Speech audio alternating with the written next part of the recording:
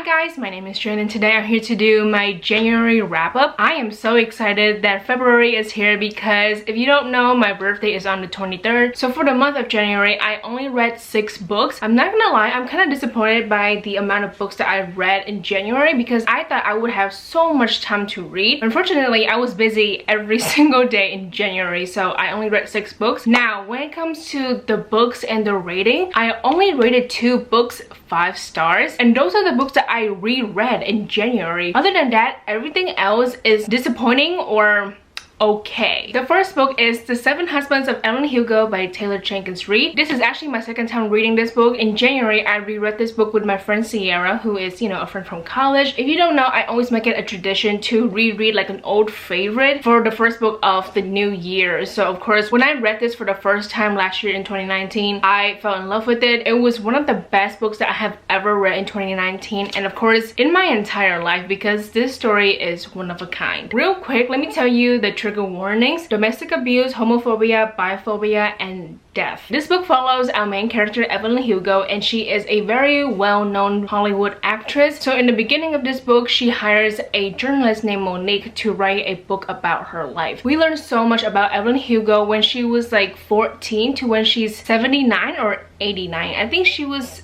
79, basically when she's like very old. So that's like the present time. But then of course we learn so much about her. Of course, why she had 7 husbands and why she hid her sexuality when she was an actress in Hollywood. If you don't know, Evelyn Hugo is a bisexual Cuban American, and I think the representation is really good. I think everyone loves this book because the characters feel so real. Everyone is so complex. For example, Evelyn Hugo, the main character, she's a good and bad person. The thing that I really love is that she's aware that she's a good and a bad person. She's aware that her actions affect other people in a negative way. She will do whatever it takes to protect the people that she loves, even if the other people are being hurt in the process. And then of course, there are so many queer characters in this book, and I appreciate everything, especially the discussion of homophobia in Hollywood. I gave this book 5 out of 5 stars. I'm so glad I reread this book in 2020. I cannot wait to reread this book in the future, but I'm going to wait for like 2 or 3 years so I can just revisit this world and the characters and everything, because it's amazing. If you're interested in historical fiction, then of course pick this book up. The second book that I read in January is The Handmaid's Tale by Margaret Atwood. I finally read this book. Oh my god, it's been on my TBR for many years, but I got this copy last year because my boyfriend gave this copy to me, so thank you, Jonathan. I actually read this book with Jonathan, but I did finish this book before him because this man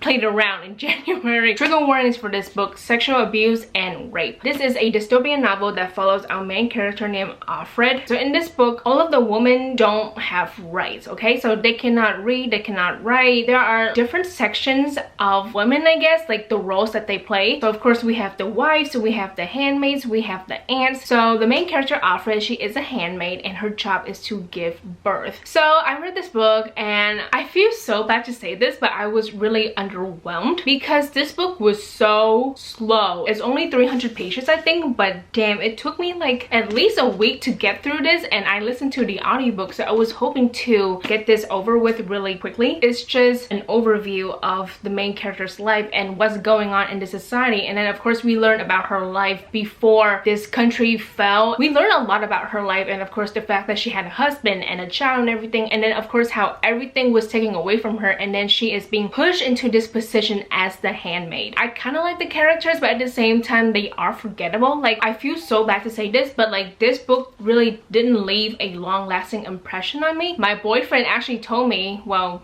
a few days ago, that he finished the second book called The Testament, I believe. It's like right here. He finished the second book and he loved it more than this, so he really wanted me to read the sequel, but I'm so hesitant about it because I didn't really have like a good time with this book, so I don't know if I want to continue with the series. Didn't love this book, to be honest, and I gave this a 3 out of 5 stars. But if you're interested in reading a slow dystopian novel that's not really about action, it's just about the women and the society and and how everything is being normalized, then check out this book because it is a classic. I know a lot of people really appreciate this book. The third book that I read in January is The Glass Castle by Jeanette Walls. This is actually my third time reading this book. What's really crazy is that I have a book review and discussion for this book 3 years ago, so I will have that video down in the description box below because I think this book is assigned in school readings. In that video, I get so many comments from other people being like, oh my god, you saved my grades. I didn't read the book, but I'm glad I watched this video. I'm glad that you guys are watching my videos, but at the same time, why didn't you read the book? A trigger warning for this book is sexual abuse and attempted rape, I think. I'm pretty sure, yeah. There was an attempted rape scene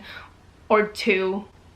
I don't remember. This book is really wild, and I would say that it's a lot to take in. This book is a memoir. It follows the author, and of course when she was very young she lives with her family, her parents, and then 2 sisters and then a brother. So they were very poor when they were young and they had to move around a lot. In this book we really get to see how her parents are very irresponsible and dysfunctional and manipulative. They don't take care of their children because they're not good with money. They would spend it all, and then of course the children have to starve. It's just really sad because they have to grow up so young. I don't want to shit on the parents too much because these are real people, but I think this book is one of my favorite books of all time. If you don't know, it's like up there, it's on the list. This book really stood out to me because the author is so brave, so courageous. She has so much compassion for her parents after all of the shitty things that they have done to their children, and of course the author, she still finds it in herself to forgive the father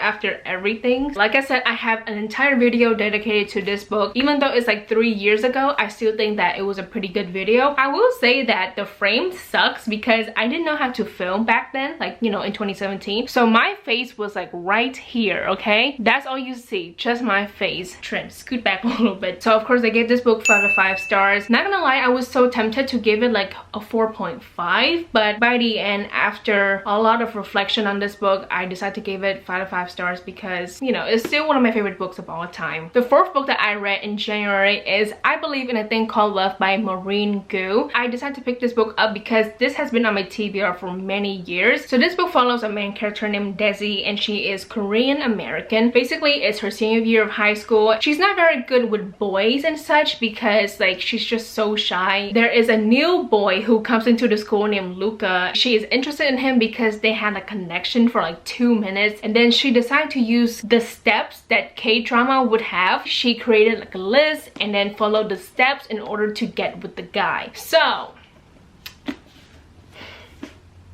where should we start with this book? Let's start out with the fact that I am so disappointed in this book. And yes, I'm about to rant about this book. I have like a list of complaints. I would say that in the beginning, it was so funny. I was really enjoying this book a little bit, like, you know, before she started doing some crazy shit. Now let's start with the problems that I have with this book. The writing isn't the best. There are some quotes that are just so cringy. This one, it was just horrible, okay? Horribly written. This is on page 81. I'm gonna read the paragraph right here. Fiona shrugged. I don't know, one of those skater guys. She adjusted her backpack. Anyway, I have to run. My coding class has a special guest lecturer today, but she looked at me meaningfully. Apparently, this wasn't his first time. This is the line that's just really shitty. With that, she was off in the cloud of sultry men's cologne and a jangle of bangles.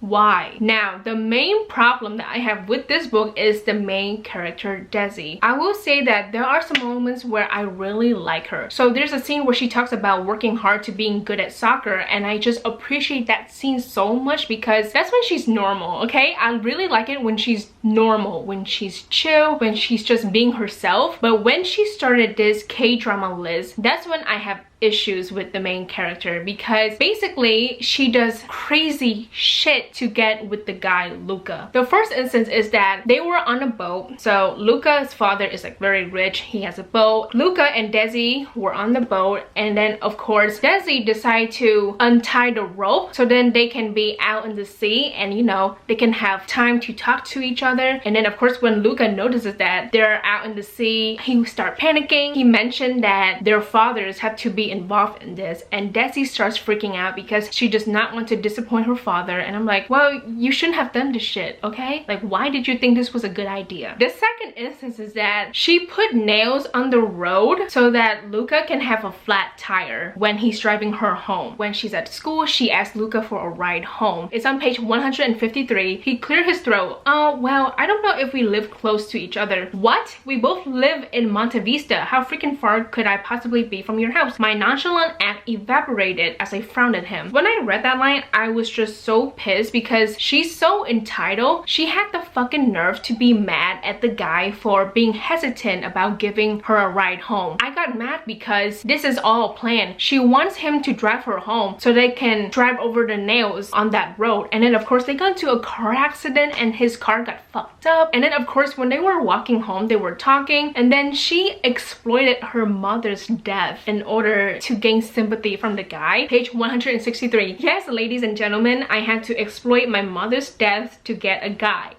She said that. I'm not making this up. It's on the page right here. The last example that I have is at the very end. Like, I think the final chapter or like the second to last chapter. This is after they break up because of course Luca is smart. He finds out what happened. They're at prom. There's a pool in this hotel and she jumps into the pool. She pretends to drown so that Luca can rescue her. I was so mad because he breaks up with you because you lied to him. And here you are manipulating him again. Like, she's literally pretending to drown. I was so upset. She's very smug about it because there's a scene where she puts her head under the water and then she smiled.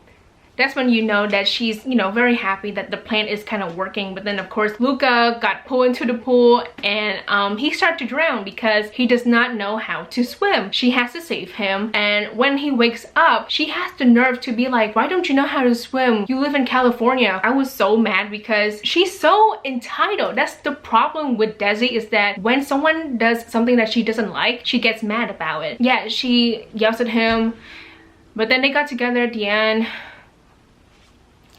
Whatever. This is the last thing that I have to say about the main character and then I'll be done. Like I said, she's very entitled. Basically, towards the beginning, she joins the art club to get closer to the guy, and she has the nerve to belittle the female artists that have relations to Luca. So of course, there's a girl named Violet and she has a crush on the guy. And then there's a girl named something, I forgot, but she's like an ex-girlfriend of Luca, and Desi had the fucking nerve to belittle them. And I'm sitting here like, you joined the art club just to get close to the guy. The thing is, these two girls, even though they're shitty in their own ways, they are artists. They are very passionate about their art. I don't understand why you're so bitter, Desi. So I think that's all I have to say about this book. I've been ranting for like 15 minutes, so it's time to wrap this up. So overall, I'm gonna give this book 2 out of 5 stars. I did not give it a 1 out of 5, even though I really wanted to. I did not give it a 1 out of 5 because I still appreciate this book when it comes to the Korean American representation. If you get annoyed easily, don't read this book, because I got annoyed very easily when I read this book in January. The 5th book is With the Fire on High by Elizabeth Acevedo. I finally read this book. I was planning to read this book last year in 2019, but I never got around to it. So I read this book with my boyfriend Jonathan. We read 2 books in January. Wow, that's really exciting. This book is about our main character named Imani Santiago. She is a teen mom, and when she was a freshman in high school, she was pregnant with her baby girl, and then she gave birth to her daughter Emma. So in this book, she's a senior in high school. She's, you know, getting ready for college. She meets a guy named Malachi.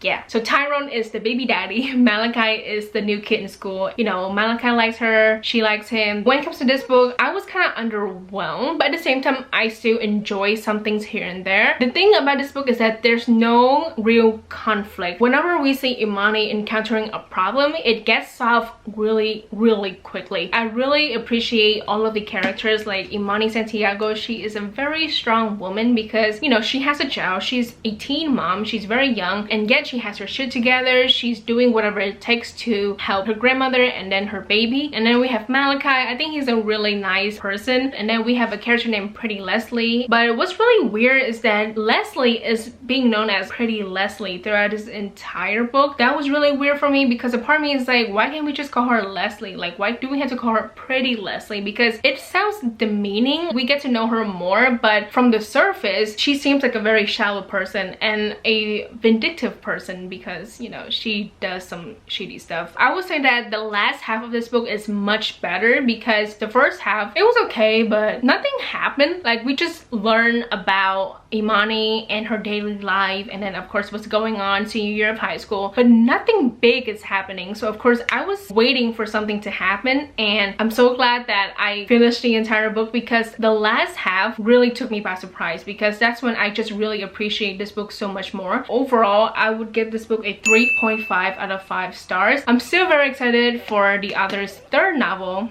Clap When You Land. The final book that I read in January is Get a Life Chloe Brown by Talia Hibbert. So this is an ARC that I received in 2019. I finally read this book and I'm so glad I did because I was supposed to read this book at the end of 2019, but I never got around to it. So this book follows our main character named Chloe Brown, and she is a Black British woman who has fibromyalgia. Did I say it correctly? Fibromyalgia.